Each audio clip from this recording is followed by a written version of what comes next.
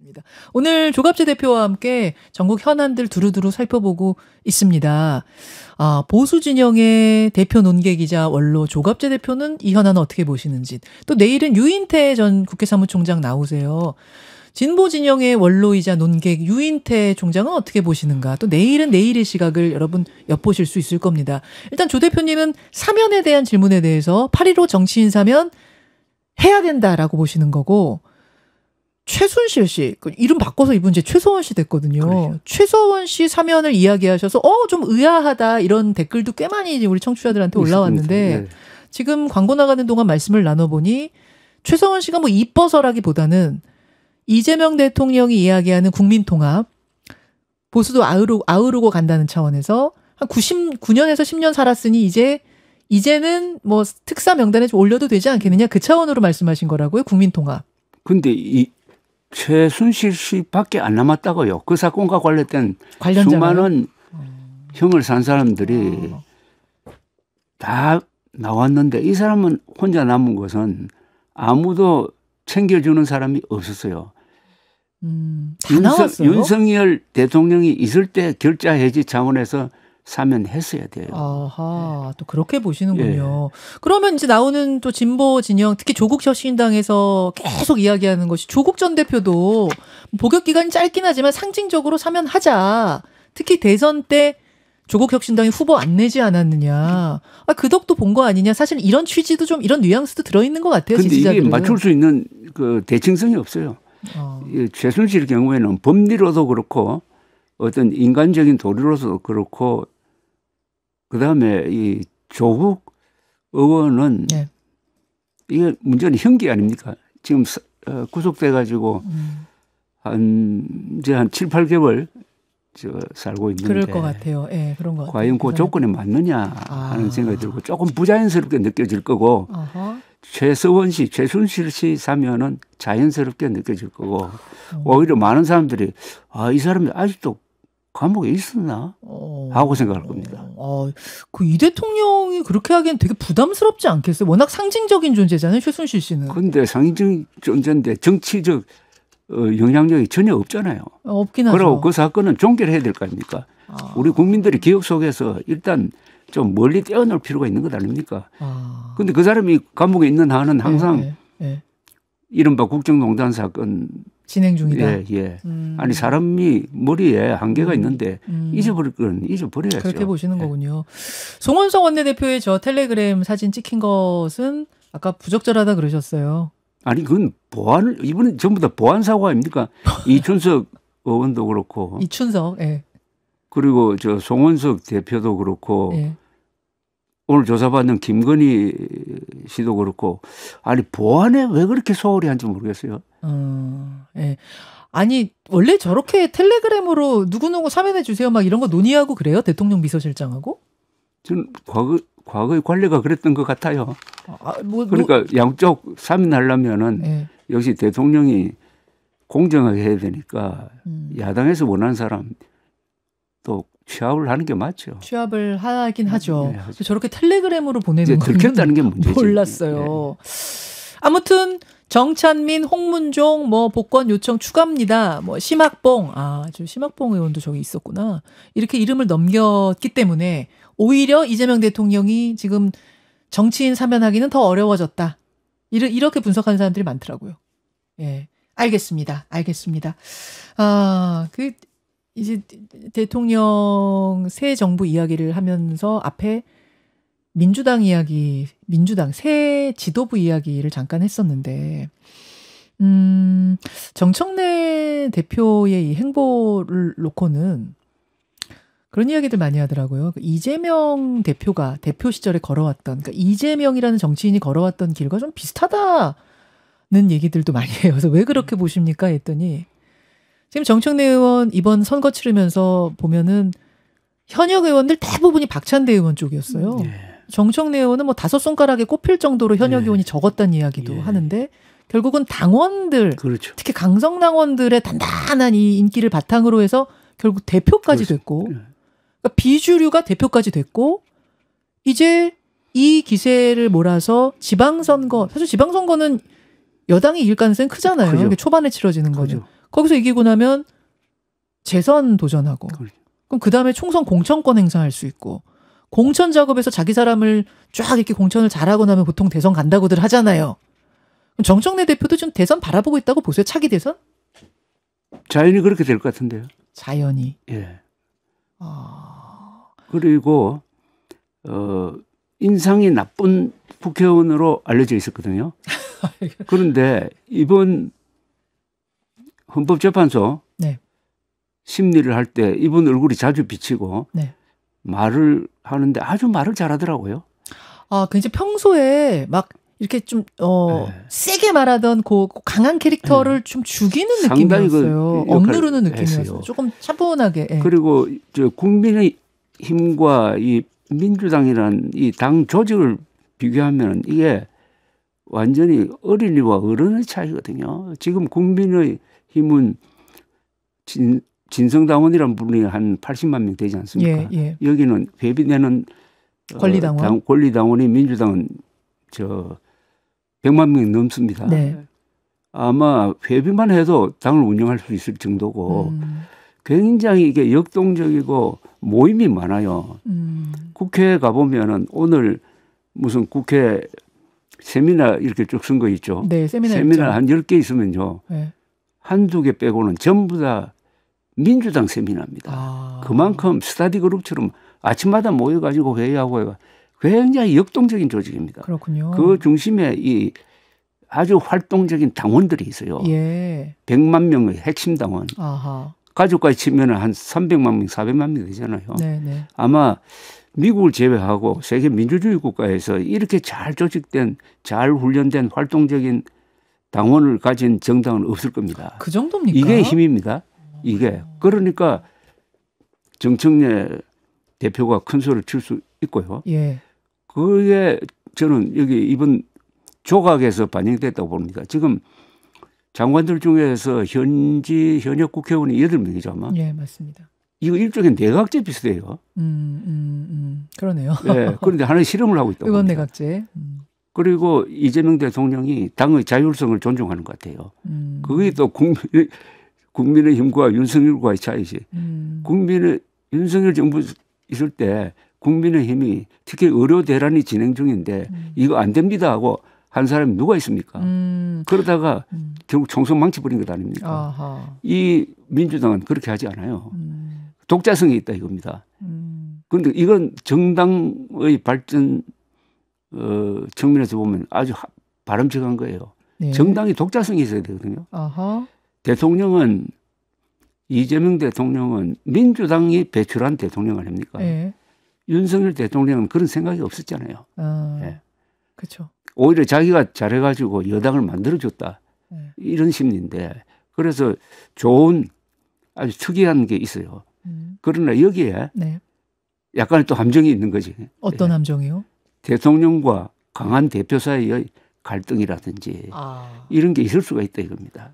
아, 대통령이 완전히 당을 장악하고 가는 분위기가 되면 뭐 국민의힘이 전에 그랬듯이 윤 대통령이 장악했듯이 그러면 뭐 국민들 보기에 안 좋고 결과적으로는 안 좋지만 여하튼 대통령이 국정 운영을 하기에는 굉장히 편한데 당이 대통령보다 정부보다 더 힘이 세면 그러면은 이제 대통령 입장에서는 그렇죠.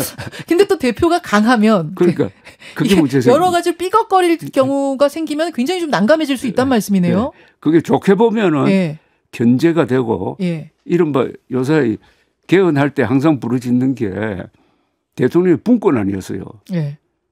그러니까 여당 안에서 여권 안에서 일종의 분권이 이루어지는 거예요. 그런 점에서는 좋은 거예요 이게. 예. 그러니까 이것은 나는 좋다 나쁘다 하기 전에 하나의 실험을 하고 있다고 봐요. 실험을 하고 있다. 새로운 정치 난 그건 좋다고 봅니다. 실험을 하고 있어요. 네, 좋다고 보시는데 다만 이재명 대통령이 쉽지는 않겠다 이렇게 보시는 거예요. 그렇겠죠. 아니 제가 그 말씀을 하시니까 언뜻 떠오르는 게 이번에 지금 굉장히 시끌시끌한 주식 거래 양도세를 내는 사람을 주식 50억 원 가진 사람으로 할 거냐 10억 원 가진 사람으로 할 거냐 정부 개편안이 10억 원 가진 사람으로 낮추겠다라고 했더니 막 지금 주식 투자자들이 난리가 났잖아요. 그러자 여당이 깜짝 놀래가지고 이거 재검토하겠다 했어요.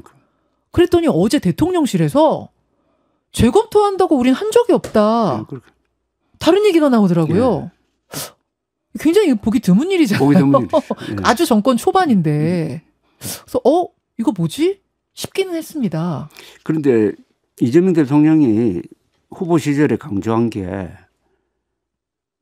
저하고 만났을 때도 그 점을 제일 먼저 말하던데 민주당은 종북 정당이 아니다. 종북 세력은 공천 과정에서 작년 총선 공천 과정에서 많이 나갔다. 이렇게 이야기하면서 중도를 강조를 했거든요. 그런데 요사이 정책을 보면은 그런 게 아닌 것 같아요. 요새 정책의 공통점이 있지 않습니까?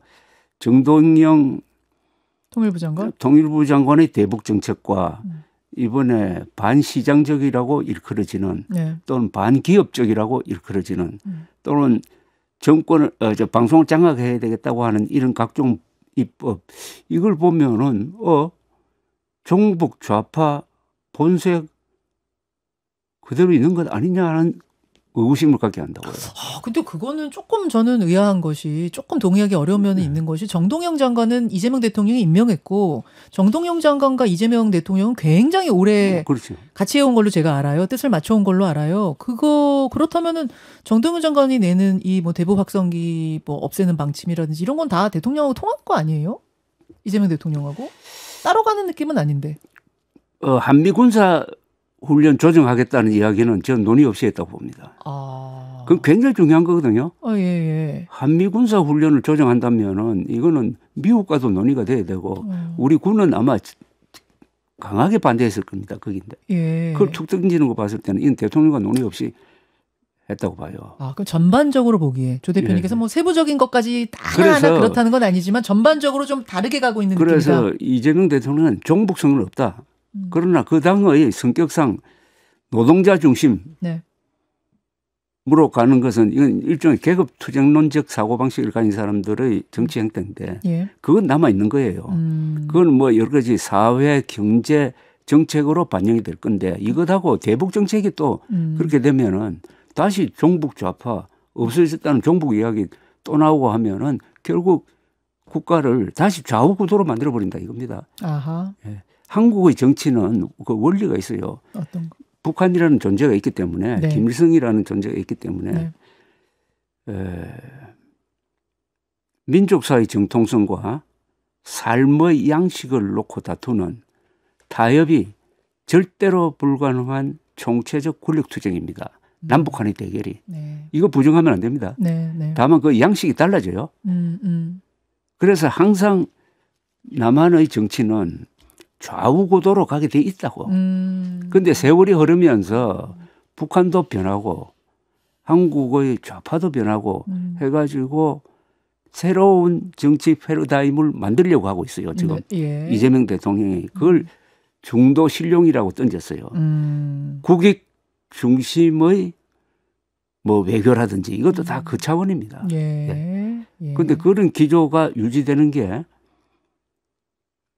저는 바람직하다고 보는데 정청래 민주당의 입법 독주라든지 뭐 개혁신당 젖혀놓고 뭐 한다든지 뭐 이런 것까지.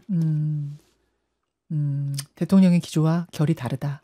그 앞으로 상황들을 어떻게 전망하시는 겁니까? 계속 좀 이렇게 엇박자가 좀 날 거라고 보세요?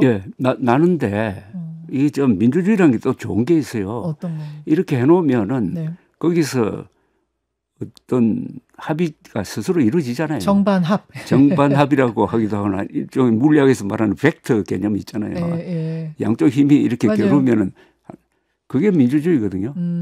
난 그걸 민주당의 생리상 거의 가능하다고 봐요. 그렇게 보십니까? 알겠습니다. 국민의힘 얘기로 좀 넘어가 보죠. 지금 전당대회 한창 치르고 있는 국민의힘 한동훈 전 대표가 불출마를 하면서 강한 경쟁자였던 김문수, 그러니까 한동훈 전 대표 빠졌기 때문에 김문수 후보가 많이 유력해지지 않았냐 이렇게들 판세를 보더라고요. 조갑재 대표님은 어떻게 보십니까? 한동훈 전 대표가 출마 안 함으로써 흥행거리가 약해져 버렸어요. 그거 맞아요. 지금 흥행이 안 됩니다. 흥행이 좀 안 되더라고요. 흥행이 안 된다는 건 중대한 의미가 있는데 이번 전당대회는 굉장히 중요합니다. 보수 정당이 존립하느냐 마느냐고 그게 연동돼 가지고 보수층이 방향 감각을 잡느냐 마느냐인데 너무나 큰 게 걸려 있어요. 그런데 흥행이 안 돼요. 아하. 대결 구도가 김문수 대 한동훈 이렇게 됐어야 되거든. 그러면은 극우냐 아니면 맨정신 보수냐의 대결.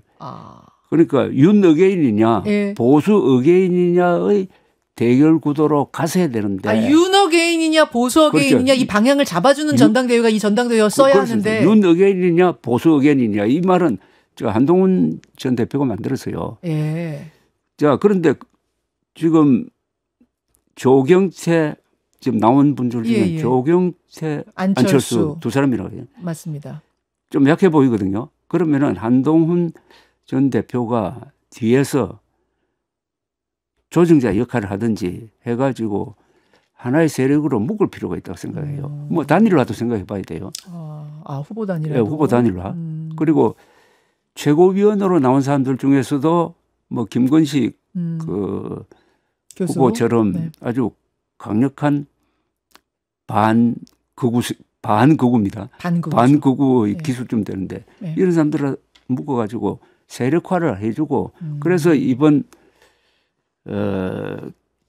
경선에는 당이 죽느냐 사느냐 보수의 갈 길 그리고 극우하냐 아니면은 보수하냐의 갈림길이다 이렇게 규정을 해줘야지. 그래가지고 그걸 가지고 치열하게 토론을 하도록 하고 결국 목표는 당원을 움직이는 겁니다. 이번 이 전당대회 결과는 당원표에 의해서 결정이 됩니다. 그렇죠. 당원표. 당신 팔입니다. 예. 그렇죠. 예. 그러니까 당원혁명이 일어나야 돼요. 70만 명의 국민의힘 당원들도 지지율이 지금 17%로 떨어졌는데 네. 또 윤어게인 세력을 뽑아가지고 극우 정당으로 전락할 것이냐 말 것이냐 하는 것을 깨우쳐 줘야 돼요. 그러면은 당원들도 생각이 달라질 수가 있어요. 그런데 그런 압력이 일어나려면은 언론의 관심이 집중돼야 되고 해야 되는데 이게 안 돼요 지금. 안 돼요. 예. 흥행이 안 돼요. 안 되더라고요. 그래서 흥행을 하도록 만드는 방법은 한동훈 전 대표가 참전하는 거예요. 참전해야 된다고 보세요. 일단 참전하되 예. 지금 대표로 참전하는 건 아니니까. 후보는 아니니까. 아니니까 얼마든지 이런 분위기를 만들 수 있잖아요. 분위기까지 만들어주는 역할까지 해야 된다고 보세요. 아니면 단일화도 해줘야지. 단일화를 근데 한동훈 대표가 나서서 어떻게 해요? 조정자를 해줘요? 해줄 수 있죠. 안철수 조경태 나와라 해가지고서 사회도 보고 이래요. 토론에. 그건 뭐 기술적으로 하는 거고. 지금 전에 안철수 만났더니 단일화는 결선 투표 때 자연스럽게 되는 거 아니냐 하던데 네. 그걸로는 약하죠. 그걸로 약해요. 예, 그 전에 목소리를 하나로 만들어야지. 예. 또 단일화하는 과정도 상당히 뉴스가 될 것 같아요. 아니 뉴스거리를 만들어야 돼. 흥행이 안 되면요. 네. 당원혁명도 일어나지 않습니다. 짠물만 남죠. 보통 우리가 그렇죠. 흔히 얘기하는 짠물만 남고 다른 사람들은 관심 받게 돼 버리니까 결국은 결과적으로는 강성 뭐 이른바 극우 이런 쪽으로 흐르기가 쉽다 그 말씀이신 건데. 요새 제가 최근에 읽은 글 중에 가장 충격적인 게 네. 천영우 전 외교안보수석. 예. 정말 이분은 실력 있고 아주 합리적인 분이거든요. 예. 그분이 페이스북에 뭐라고 썼느냐 하면은 국민의힘의 마지막 봉사는 자진 해산이다. 그 말은 이번 전당대회에서도 다시 윤석열 세력을 뽑으면은 국민의힘은 사라져야 된다. 라고 했어요. 그 영남대학의 그 김명수 교수라는 분이 아주 글을 잘 쓰는 분인데 이분도 조선일보 칼럼에서 네. 똑같은 이야기를 했더라고. 이런 극우화된 세력 사라지고 2030 공정한 경쟁을 모토로 하는 새로운 보수에게 길을 열어줘야 된다. 보수 어게인. 예. 그 어떤 시대 정신을 담는 전당대회 결과가 나와야 보수가 살고 국민의힘이 삽니다. 그게 만약 안 되면. 그건 당원들이 결정해요. 그게 만약 안 되면 뭐 정청래 대표가 얘기하듯이 국민의힘 강제 해산이 아니라 자진 해산 운동. 아니 그러려면은 보수층 안에서 예. 맨정신 보수층 안에서 예. 제가 맨정신이란 말은 합리적 보수. 계엄에 반대하고 부정성 음모론을 믿지 않는 이 맨정신파에서 국민의힘 해산 운동이 일어날 겁니다. 맨정신파의 자진 해산 운동이 일어날 거다. 알겠습니다. 한동훈 전 대표 그럼 이번에 출마해야 된다고 조 대표님은 그렇게 보셨던 거예요? 했어야 된다고 그런 거 안 하더라도 네. 출마한 것만큼 역할을 해야 된다. 역사적 의미를 깨우쳐 줘야 되는데 어제 페이스북에 아주 근사한 그 글을 올렸잖아요. 어제 뭐 올렸죠? 한동훈 대표가? 뭐 취지는 윤핵인 세력은 어차피 사라질 정당인데 그 사람들을 찍어가지고 망하는 길로 갈 거냐 뭐 그런 취지였어요. 그 윤핵인을 극복할 후보 뽑자. 어차피 윤핵인 세력은 윤석열 세력 아닙니까? 네. 윤석열 김건희 세력이 어떤 세력이냐 하는 것은 네. 이번 특검에서 잘 보여주고 있잖아요. 그쪽에서 줄을 섰잖아요. 어차피 역사의 낙오자입니다. 네. 역사의 낙오자가 지금까지 80년 동안 대한민국의 문명 건설을 주도했던 보수층의 얼굴이 될 수가 있습니까? 대표성이 없잖아요. 물론이죠. 네. 네. 그러면 새로운 대표로 만들어야 된다는 운동이 국민의힘 해산 운동을 일어나든지 뭐 그렇게 되고 우선 그렇게 되면 대여 투쟁이 불가능한 것 아닌가 합니까? 그렇죠. 그렇죠. 아니 극우화된 국민의힘이 무슨 말로 이재명 정부를 공격한들 그게 국민들에게 먹히겠느냐. 그렇죠. 그렇죠. 그럼 국민이 짐이 되는 거죠. 국민의 짐이 되는 거다. 더 나가면 국민의 적이 되는 거죠. 하하. 한동훈 전 대표 출마 안 했지만 그런 분위기, 그러니까 보수 어게인, 찬탄이 맞다라고 생각하는 사람이 결국 최소한 뽑힐 수 있는 분위기를 만들어줘야 된다. 그 말씀 하나 하셨고 그 다음에는 어떤 행보를 보여야 된다고 보십니까? 예를 들어서 좀 뭐 시간이 남긴 했습니다만 지방선거 때 재보궐선거들 있거든요. 지역구 몇몇 곳에서. 그런 곳에 좀 나가서 뭔가 정치활동을 해야 된다고 보세요. 그게 그 과정을 꼭 거쳐야 될 거예요. 꼭 거쳐야 된다고 보십니까? 그러니까 이준석 당대표가 제대로 대접받지 못한 이유 중에 하나가 현역 국회의원 출신 아니라는 그런 게 있었잖아요. 핸디캡이 있잖아요. 예. 한동훈 전 대표도 아마 그걸 각오를 해야 되지 않을까 하는 생각이 듭니다. 출마해가지고 네. 그 현장에서 뛰어보고 자기의 몸무게를 재보고. 몸무게 재보고. 네. 그런 과정이 필요할 거다. 네. 그리고 나서 차기 대선 가능합니까? 아직 이릅니까? 저는 뭐 그분의 특히 능력, 네. 말과 글이 되는 사람이거든요. 그리고 말과 글이 될 뿐만 아니라 행동이 빨라요. 이 정치인은 행동 빨라야 됩니다. 아, 그래요? 예. 행동 빨라가지고 대통령 된 사람 있잖아요. 다른 데는 좀 모자라더라도. 누구 말씀하시죠? 그 김영삼. 그러세요?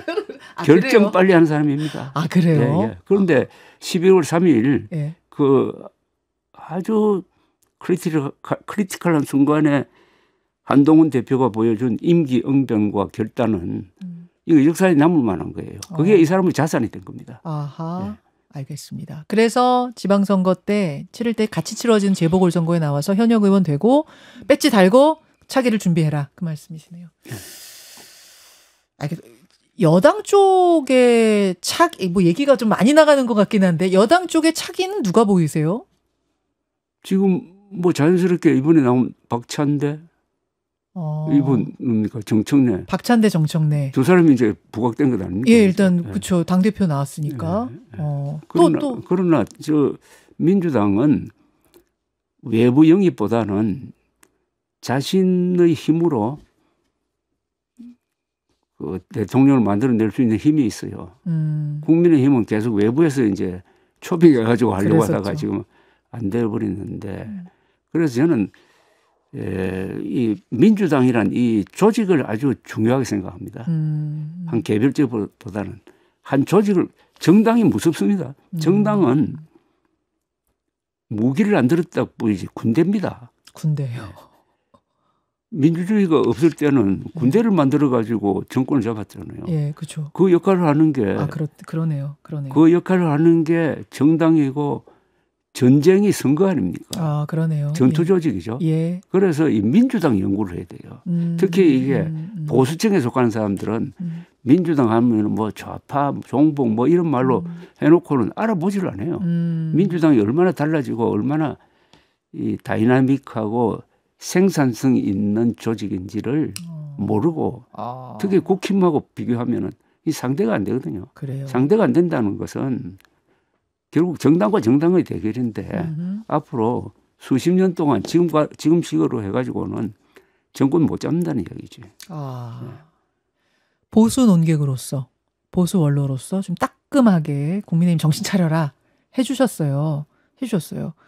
그러면서 지금 계속 내내 눈에 밟히시는 그러니까 이 통탄의 심정으로 바라보고 계시는 부분이 윤 전 대통령의 저 모습인 것 같습니다. 왜 어쩌다가 저런 외부 인물이 초빙이 돼서 보수를 이렇게 만들어놨나.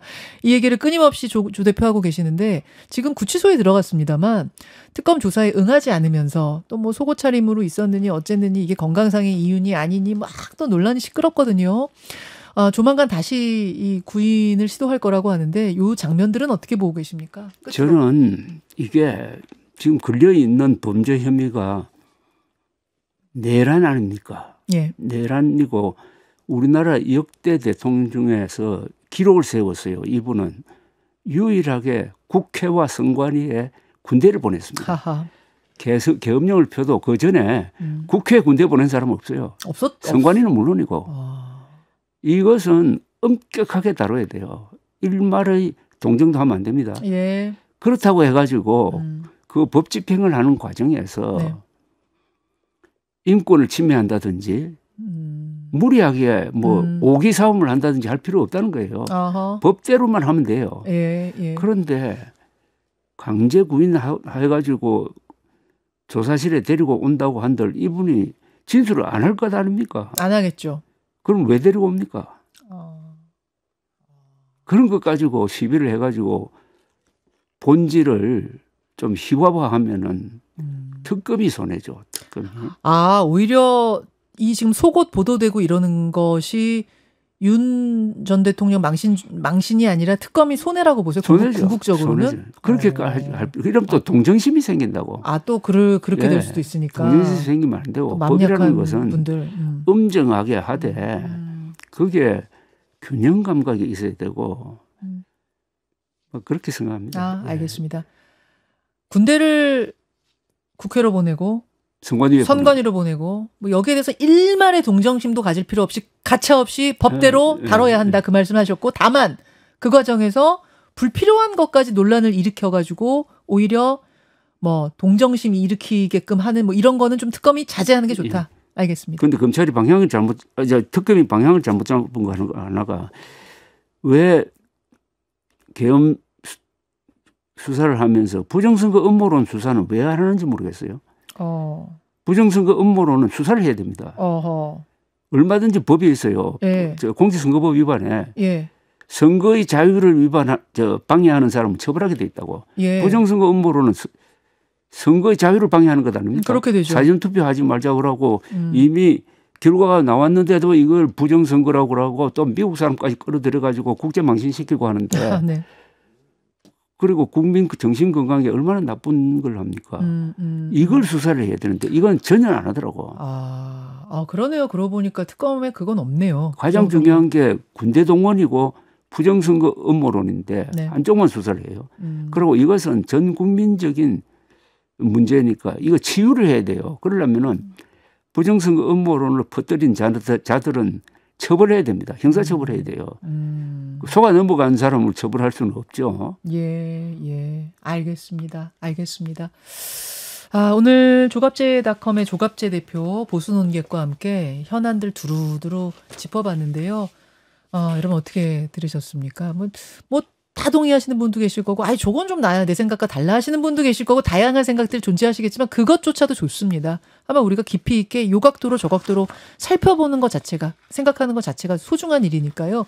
말씀드린 대로 내일은 또 진보 원로 유인태 전 총장과 함께 이 사안들 짚어보도록 하겠습니다. 조 대표님 오늘 귀한 시간 주셔서 정말 감사합니다. 예, 오늘 건강 조심하시고요. 여러분 저도 조갑재 대표와 함께 물러나겠습니다. 여러분 내일 아침에 다시 뵙죠. 고맙습니다. 조 대표님 고맙습니다.